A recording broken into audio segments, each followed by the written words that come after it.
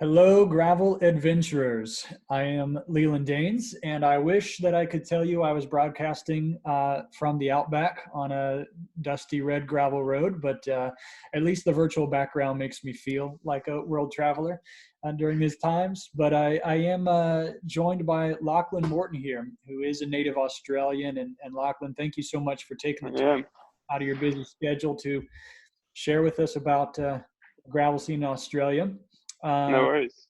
yeah, but for those that don't know, I'm sure you're too humble to share, but Lachlan here is a bit of an accomplished cyclist. And you've had great success here in the States, right? Winner of Tour of Utah, podium on just about every major U.S. race, California, the Colorado Yeah, Pro Challenge back when we had that. So, yeah, and I've been kicking around the States a while now. yeah, and a podium at the 2019 Dirty Kansas, right? Yeah, yeah, Yeah. So definitely know your way around the bike. And oh, yeah, let me the Johnny Depp of cycling, right? oh man, yeah, if you want Uh, to call it that's cool stuff right there. But that. beyond, so I mean, those were some road racing accomplishments. But those that maybe haven't followed you or your career that much, you're quite the adventure rider as well. So really, gravel is not something new to you, is that right? Or adventure riding in general? Yeah, I guess not. I haven't really competed much off road, but I do spend most of my time off road now. And yeah, I think since I was probably 17, 18, I came up in road cycling, pretty much exclusively, or road and track cycling. Um, so in Australia, we don't have a lot of roads really. Um, so at that point, I've been riding a bike for 10 years, and just thought, why don't I see what else is out there, and just started riding my road bike off road.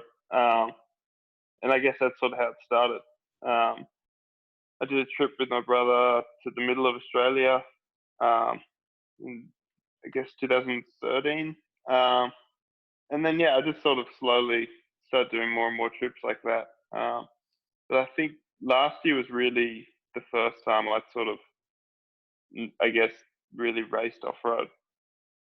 And so, can you tell us? I know you've kind of shared this story over the past years. There's been a lot of DK-esque interviews, but how did you come to be in a place and on a team where an event like a Dirty Kansas was able to pop up on your radar and get on your schedule? It was sort of just a unique situation where the right group of people came together. Um, and so I was working at that stage with Rafa a little bit, and our sort of ideas aligned on, different opportunities that pro men's cycling was missing.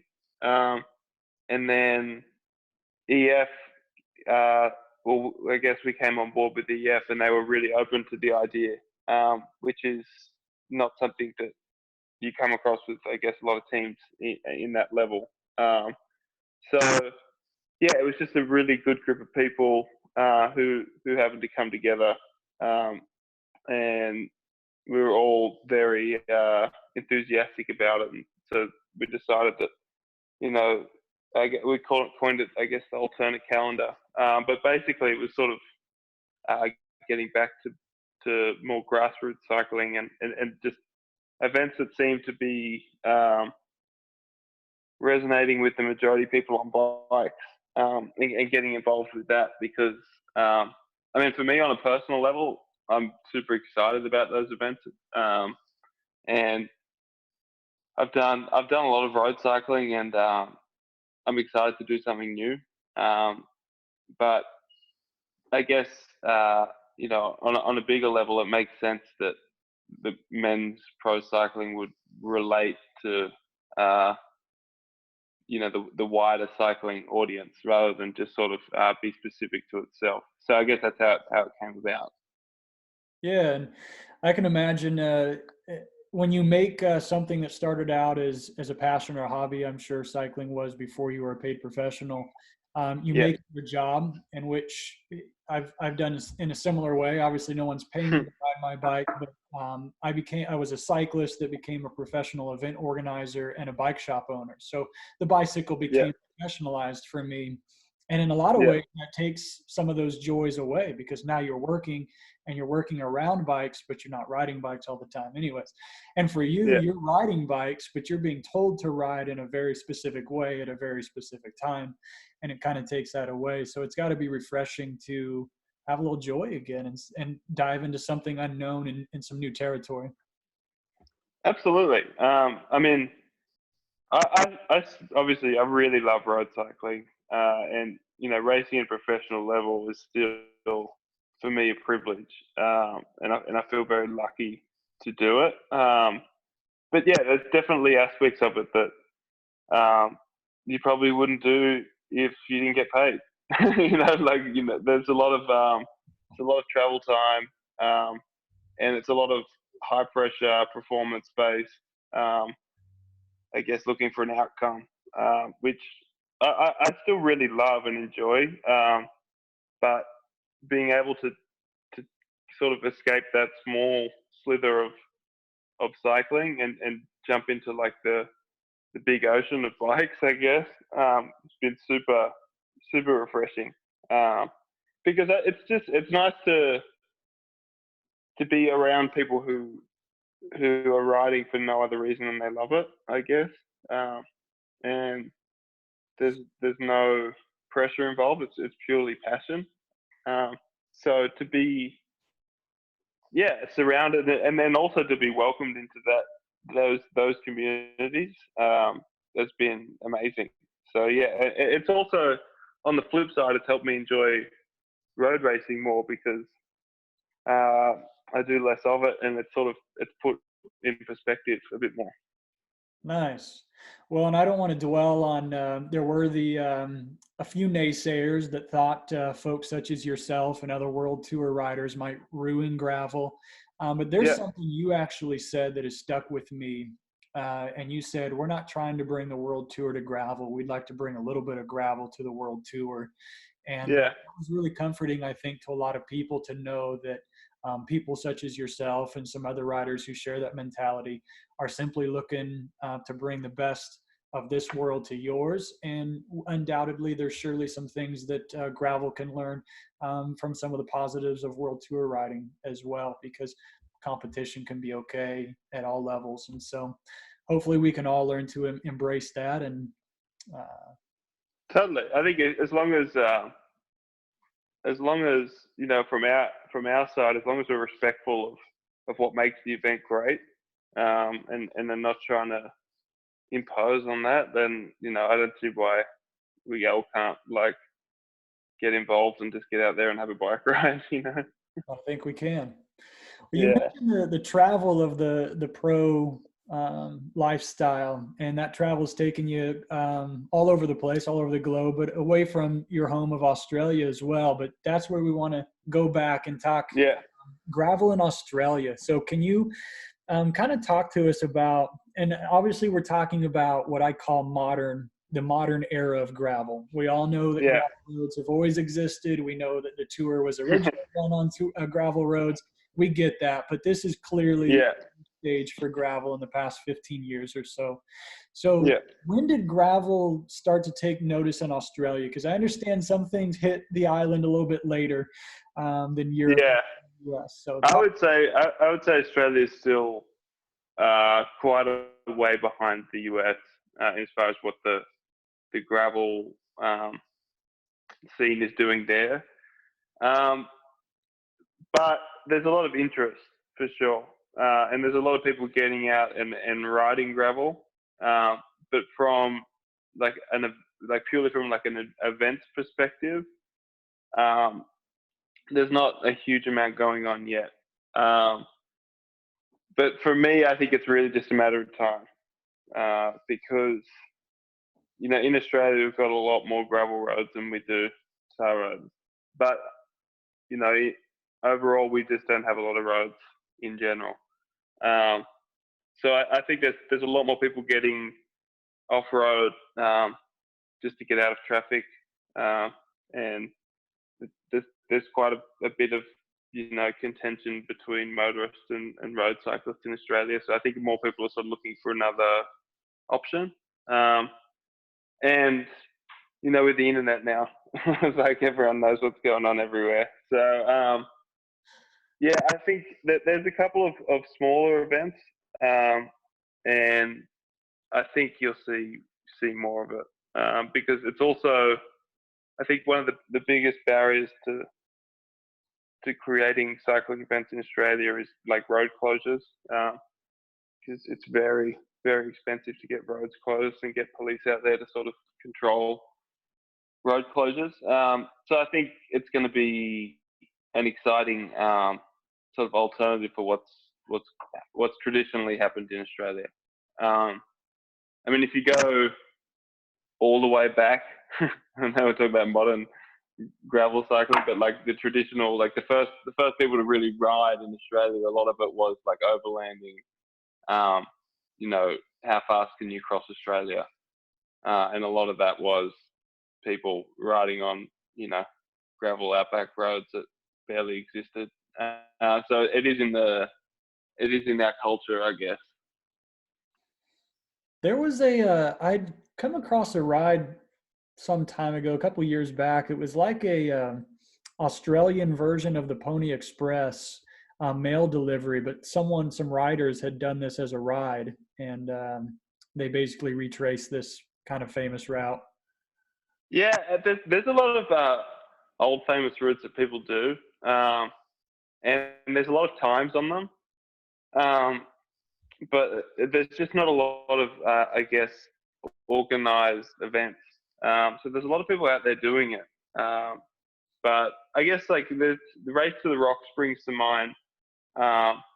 It's obviously like an ultra race because it starts at different places each year in Australia, and you basically race to Uluru, and it's predominantly off road, but that's sort of 2,000 miles, and some really, really hardcore off road action.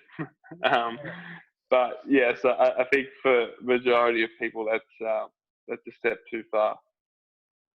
Well, I think my research kind of echoes what you're saying, because when I tried to Google, gravel cycling in Australia, I tried to figure out what this looks like, and I found a couple of events, but it seemed very sporadic and really spread out, didn't feel cohesive, which is okay. Like you said, it's still in beginning stages. There was one, are you familiar with the Tour of Margaret River? I think it's a famous road race there on the West Coast. Yeah. Those producers, they put on a gravel event called Seven, and I robbed this picture from them, so all credit to Seven. But I wanted to point out for people that aren't from Australia, it's not all barren desert like the Outback. I think that's no way. Two images of Australia, and it's either surfing on the coast because you're an island, obviously, or it's the Outback. But there's some really cool high country kind of stuff. There's some really hilly terrain, obviously. This takes place, I can't remember, an hour or two south of Perth, maybe, so all the way on the southwest corner of the island. There's also an Australian gravel nationals, but when you go on the you're telling me about this. I don't even know. So. Well, when you search for that stuff, there's still not a ton of information about it. Like you said, all very, very new. Even the gravel nationals has only been ran a year or two, and the information seemed kind of outdated. And not very clear at times. So I think there's a lot of work. Yeah, I mean, I think it's it's kicking off, but it's at a grassroots level. But there's definitely a huge amount of interest. If anything, I've noticed, like going home now in the off season, everyone asks about the gravel stuff. And as you said, like Australia is made for it, and that's sort of. I mean, initially the first times I got off road, like growing up a road rider, was basically just running out of roads to ride and then trying to make loops. Because if you live in like country Australia and you ride a road bike, you do a lot of out and back. So we understand. that's sort of that was when I realized I was like, oh, you can kind of ride a road bike off road. And Australia's dirt roads are a little chunky and can be pretty nasty. But yeah, I mean that's sort of how it started for me. So I think all the tools are there, and there's definitely enough cyclists. So I think it's more a matter of time than anything. To be honest, now I've never been to Australia, but from what I know of it, I think Australia has the most potential outside of the US to be a mecca for gravel, given Yeah, its access to remote roads. When you think about Europe, Europe is very compact. A high yeah, population density and a small amount of land, that doesn't lend itself to the wide open spaces typically associated with gravel riding, the remoteness and that sort of thing. So I think Europe could have, I think they can do it, but it'll look very different. Australia has the space, you have the people, you have the enthusiasm for cycling. Um, I think it could. yeah, and I think it's also there's a lot of small towns that could use an event, which I think it just creates an opportunity, right? And it needs the right people, I guess, to kind of present those opportunities, because there's no one, rural country Australia really thinking, oh, we should put a bike race on, like, like it's not. But even though they have everything they need, so I mean, I think that's similar in Australia and the US, in that country towns are shrinking and hurting more and more. So Yeah. there's that opportunity presents itself. Whereas I guess in Europe and other places, there's kind of so much history in these towns that they just kind of keep ticking over. Yeah. Well, I hear what you're saying, and the answer is yes. Let's get this joint venture started. Lachlan and Leland, Yeah, we're going to kick uh, mainstream yeah, gravel in Australia. yeah. I've got a few loops for you. So earlier we were chatting, and you mentioned the Cadell Evans effect in Australia after he won the tour. When was that? 2012. Thereabout. Yeah, I think that's right. Yeah, And then you saw an uptick in road cycling in Australia. We had our same Lance effect, and we don't want to yeah, go down that path. But I did want to mention, I think Cadell was rumored to participate in Dirty Kansas this year before we had to postpone the date. So I don't know if no way, he'll be able to join. really. I think there was talks of that. So I don't know I'd what. say who is also gravel mad is Phil Anderson. Mm, Um, so I guess one of the original road pioneers. He pretty much only rides on his gravel bike now, well, if and we get he's down Phil, there. Cadell, and Lachlan at Dirty Kansas, maybe Little singing a new tune for gravel. Aussie trio. Gravel through the ages. Yeah. Well, That would be cool to see Cadell there, but I guess we'll see what happens with that. yeah, hopefully the stars align. He's able to join us on our new date of September 12th. But Yeah. so I know you're not in Australia full time, and this is always a difficult question. But do you think Australia will realize that potential for gravel in the future? Do you think are you starting to hear a groundswell of people getting excited, or do you think it's going to take a long, long while, or if ever, if it? I think it's going to happen. Like the last time I was back just this last summer, I guess your winter, and that was the first time I sort of spoke to someone who was actually very serious about putting an event on. And I kind of came up with a route for them. And I think just if you look at the types of bikes people are buying, the way people are starting to use their bikes a bit differently, and just get off road. I definitely see it happening, and I think it'll be relatively soon. It'll be super exciting when it does. And I mean, as you said, there are events out there now that, like, if you're looking for them, but I think it'll kind of push through to the more mainstream like it has here. Because here it's wild. Like yesterday, even though it's lockdown, everyone's out riding by himself. But like here in Boulder, I've spent a number of years sort of finding smaller and smaller dirt stuff that 2 years ago I wouldn't have seen anyone in 7 hours, but I probably saw 100 bike riders out there, Yeah. which is super cool.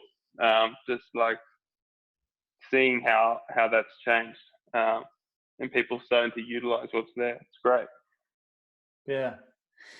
Well, and who knows? I mean, you look at where mountain biking came from, which is very, very similar to the start of this gravel movement that we're experiencing today, and you see where Yeah, mountain biking is today with a tour of its own, of the World Cup, and there's yeah, races on just about every continent, 6, 7 races all across the globe, and it's not impossible to think there could be something similar for gravel. yeah. I think it's totally. It's going to be, I guess, on the discipline itself to sort of decide which way it wants to go, because I think it has the potential to do that if that's what it wants. But I think there's also something so special about being on the start line at Kansas and having thousands of people there, and you've got people from every walks of life, but you got the same 200-mile course to get done, and when you get to the finish line, you all have a very shared experience, which is something that when you start to get into like the very top end, and high performance side of any discipline, you definitely that sort of fades out. Doesn't mean there's not a place for it, but I think it's just the thing that makes gravel so exciting and special is that mass participation element, and that kind of undertone that there's not no rules to it, but there's no one to really tell you how to do it. You can kind of go and have your own experience. Governing body, yeah. I mean, what you're saying. Yeah. Yeah. I think that's where people get a little bit afraid, is they think that it's one or the other, that you can't have both. My hope for gravel especially is that as things become a little more professionalized, that we don't lose sight of events like Dirty Kanza and all the grassroots events that hopefully can exist simultaneously with the high performance types of events. Totally. Yeah, it can all occur. Yeah, and I think it's just an exciting time more than like oh, where's it going to go, all this uncertainty. I think it's great that there's just so much energy around it, because it's hard to find that energy in other parts of cycling, to be honest. So it's cool. Yeah, I was reflecting on the fact that not every generation gets an opportunity like this. For those of us that cycle and that are passionate about it, mountain biking created in the late 60s into the 70s, hit its heyday in the 80s and maybe into the early 90s. So, it's a generation above and beyond us that got to experience that. And here we are getting to see our own revolution of sorts with gravel. And it is exciting and it's new. And to me, I wouldn't change that. I wouldn't change anything about the path that we're on. I would just hope that people continue to make it what they want. And as you stated earlier, the people will decide what gravel will look like today and moving forward. So yeah, I hope that involves cool. Australia to a large degree. Yeah, me too. Absolutely. Yeah. Well, there's a few questions. I've never been to Australia, and so these are some need to know things. Here in the States, it's pretty common, especially on the back roads in rural Midwest America. You go out there on a training ride, and inevitably you're going to come across a farm dog that you've got to outsmart.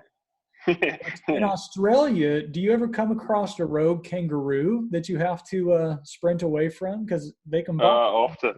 Yeah, often. Obviously, it depends where you live. You're not going to see him in Sydney, but no, where I grew up, especially because I trained early in the morning, all the time, like lots of kangaroos, and they're really difficult to I guess like navigate, because when they're in the air, you have no idea which way they're going to go when they land.